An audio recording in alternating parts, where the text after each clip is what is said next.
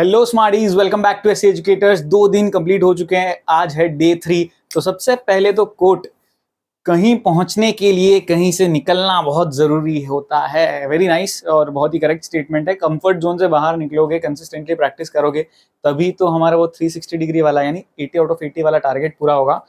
बढ़ते हैं आगे क्वेश्चंस की ओर। सो फर्स्ट, सबसे पहले MCQ, if the HCF of two positive integers A and B is 1 then their LCM is. अब इसका मतलब क्या होता है? वेरी वेरी इंपॉर्टेंट, ध्यान से समझना, फंडामेंटली लॉजिक समझो कि अगर ए मेरा एक नंबर है और बी मेरा एक नंबर है, ठीक है ना। ए कोई ए मतलब एक तरीके से ए इंटू वन, बी हो गया आपका बी इंटू वन, तभी तो दोनों में कॉमन क्या है? 1। और ऐसी सिचुएशन में याद रखना हमेशा, जब भी आपका एचसीएफ 1 हो यानी कि कोई कॉमन फैक्टर अलग नहीं है, तो आपका जो नंबर्स है उनका मल्टीप्लीकेशन आपका एलसीएम है। कहने का मतलब यहां मेरे दो नंबर्स क्या है? ए और बी, तो उन्हीं का प्रोडक्ट मेरा एलसीएम होगा ए बी। इसको और सिंपल एग्जांपल से बताता हूं। 2 और 3 दोनों में कोई कॉमन फैक्टर है नहीं, तो एचसीएफ क्या होता है? 1। और बच्चे बच्चे को पता है एलसीएम ऑफ 2 एंड 3 इज 6। क्यों? क्योंकि दोनों का मल्टीप्लीकेशन। तो याद रखना, जब भी कोई कॉमन फैक्टर ना हो तो मल्टीप्लीकेशन ही हमारा एलसीएम होता है। So the correct answer will be D, A B. Next one, two numbers are in the ratio 21:17. If their HCF is 5, find the numbers. क्या बोला है? दो नंबर्स है 21-17। इस तरह के रेशियो वाले क्वेश्चंस होते हैं ना, बड़ा तकलीफ देते हैं। अभी वो तकलीफ कम कर देता हूं, सॉल्व भी कर देता हूं पूरी तरीके से। दो नंबर्स ए और बी मान लेता हूं। एक है मेरा 21x, या फिर अल्फाबेट थोड़े बदलते हैं। x है मेरा 21a और y है मेरा 17a। इसका मतलब क्या हुआ? कॉमन रेशियो मैंने ए मान लिया। कुछ कॉमन रेशियो होता है ना, जब भी कोई चीज रेशियो में हो तो कॉमन रेशियो लेना पड़ता है।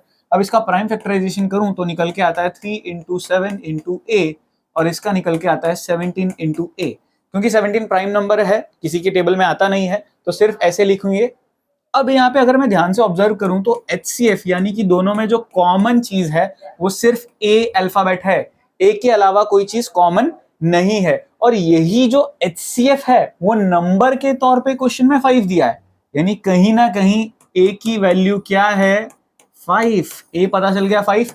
अब मुझे पूछा था दोनों नंबर्स क्या है, तो एक मेरा नंबर था x 21a और एक था y 17a। इन दोनों में ही a की वैल्यू पुट कर देते हैं। सो 21 इंटू 5 और 17 इंटू 5। सो 21 इंटू 5 तो आ जाएगा 105 और 17 इंटू 5 आ जाएगा 85। दैट्स इट, ये हमारा करेक्ट आंसर निकल के आता है। आई होप समझ में आया है। काफी इंटरेस्टिंग सा क्वेश्चन है, एक बार अच्छे से ऑब्जर्व जरूर करना। इस तरह के कोई भी रेशियो वाले समय ऐसे ही करना है, प्रोसीजर यही है। अच्छा, इसी में अगर हमको एलसीएम ढूंढना होता तो एलसीएम क्या होता? 3 लिख लेता, 7 लिख लेता, 17 भी लिख लेता और ए भी लिख लेता। अब इनमें भी अगर कोई बड़ा पावर वाला होता तो वो भी लिखता। तो एलसीएम ये सबका प्रोडक्ट हमारा आता। अगर क्वेश्चन में एचसीएफ की जगह एलसीएम की वैल्यू दी होती तो इसके थ्रू हम इक्वेट करते, ये सबका मल्टीप्लीकेशन इज इक्वल टू वो एलसीएम वाली वैल्यू, ऐसे हम सॉल्व करते। आई होप ये रेशियो वाला फंडा एकदम क्लियर है। Next question, the HCF of two numbers is 29 and the other two factors of their LCM are 16 and 19। ये बड़ा सा एकदम दिमाग खराब करने वाला टाइप सम लगता है, क्योंकि इंग्लिश, तकलीफ इंग्लिश में, मैथ्स में नहीं, थोड़ा सा इंग्लिश सीखना है बस। क्या बोला है कि दो नंबर्स है, ठीक है ना, दो नंबर्स है, एक सपोज करता हूं ए, दूसरा है बी, और दोनों का ही एचसीएफ क्या है? 29। अब एचसीएफ 29 होने का मतलब क्या हुआ कि दोनों ही 29 के टेबल में तो 100% आते ही आते हैं। इसके अलावा एक का 16 फैक्टर है और एक का 19 फैक्टर है। ऐसा हमें इंग्लिश में बोला है कि 29 तो कॉमन फैक्टर है और जो कॉमन फैक्टर होता है उसी को हम एचसीएफ बोलते हैं। इनके अलावा जो कॉमन नहीं है वो एक में 16 है और एक में 19 है। अब हमको पूछा है लार्जर नंबर क्या होगा, तो क्लियरली यहाँ पे बी लार्जर नंबर होगा। ये जब मैं मल्टीप्लाई करूंगा तो मुझे वैल्यू मिलेगी। सो इसकी वैल्यू हो जाएगी 290। 290 का डबल होता है 580। 580 में से अगर मैं 29 सब्ट्रैक्ट कर दूं, सो दिस बिकम्स 551। सो 551 मेरा लार्जर नंबर है। स्मॉलर नंबर पूछा होता तो बस यही कैलकुलेट करना है, तो स्मॉलर मिल जाएगा। दैट्स इट, इतना सिंपल सा सम था।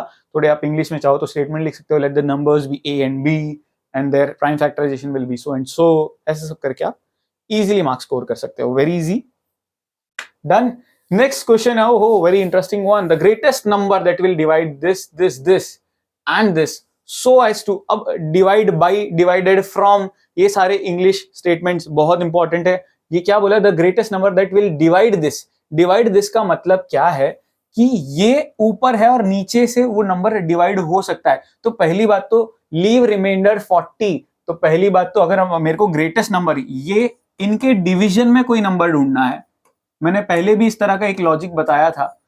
अब डिवीजन में कोई नंबर मुझे ढूंढना है, तो ये डिवीजन वाला नंबर इनसे, ये जो नंबर है वो इनसे छोटा होगा, ठीक है ना, छोटा होगा, ये डिवीजन वाला नंबर छोटा होगा। छोटा नंबर होगा मतलब क्या ढूंढना है, HCF, बड़े और छोटे का यही तो है, पता चल गया HCF ढूंढना। अब HCF में मैंने प्रोसीजर बताया था, ट्रिक बताई थी, क्या थी, HCF में हमेशा पहले रिमाइंडर के साथ सॉल्व करना है, यानी पहले रिमाइंडर को सब्ट्रैक्ट करना है, उसके बाद HCF वाला स्टेप होता है।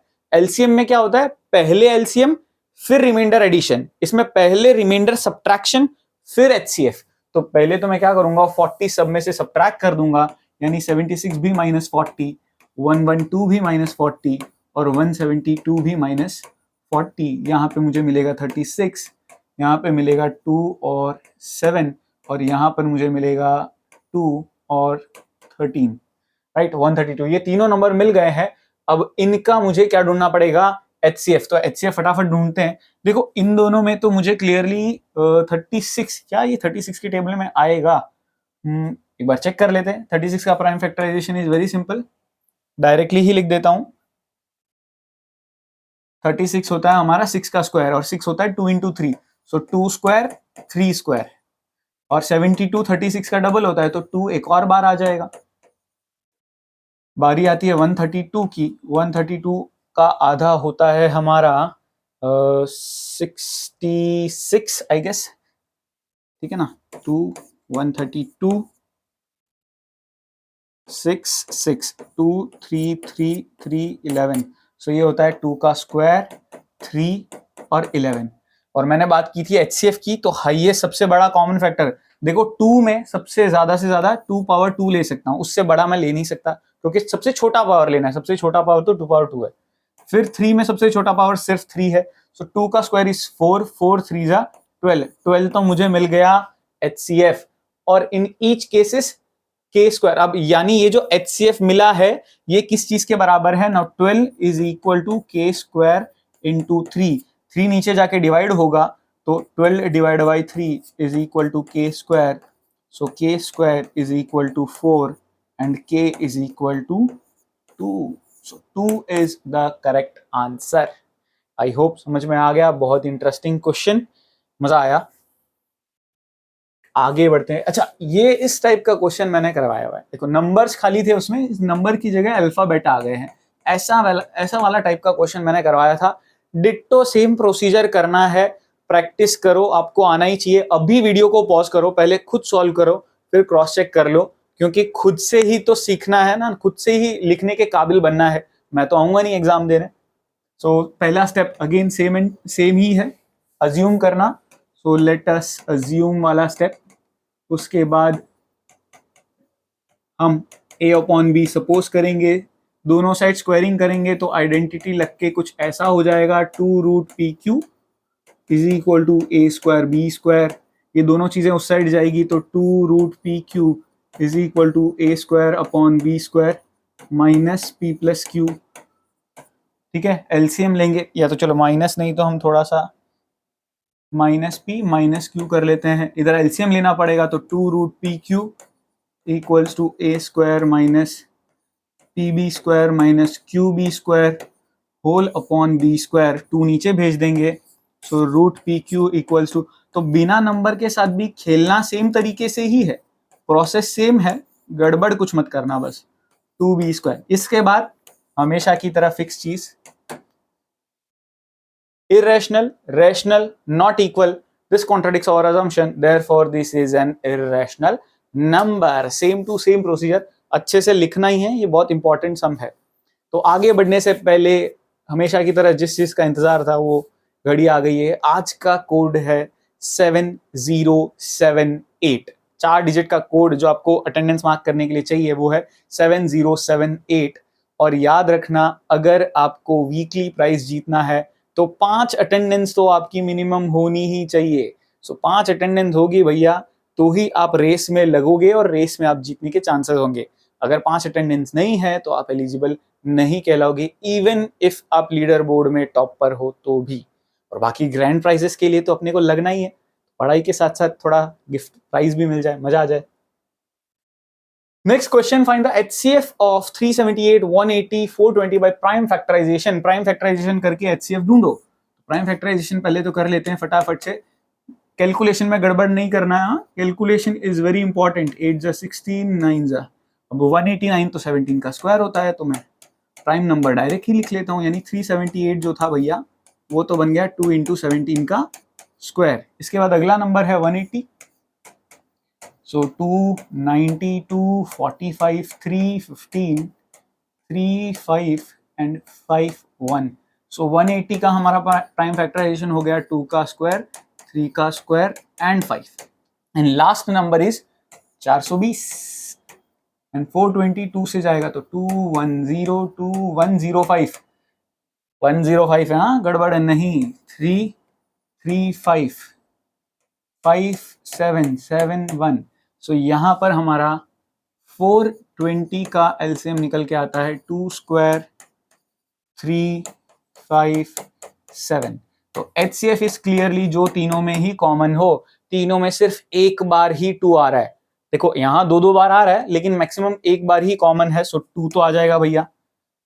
अब 2 के अलावा क्या कोई नंबर है? इन दोनों में 3 है लेकिन इसमें 3 नहीं है तो नहीं गिन सकते, सॉरी।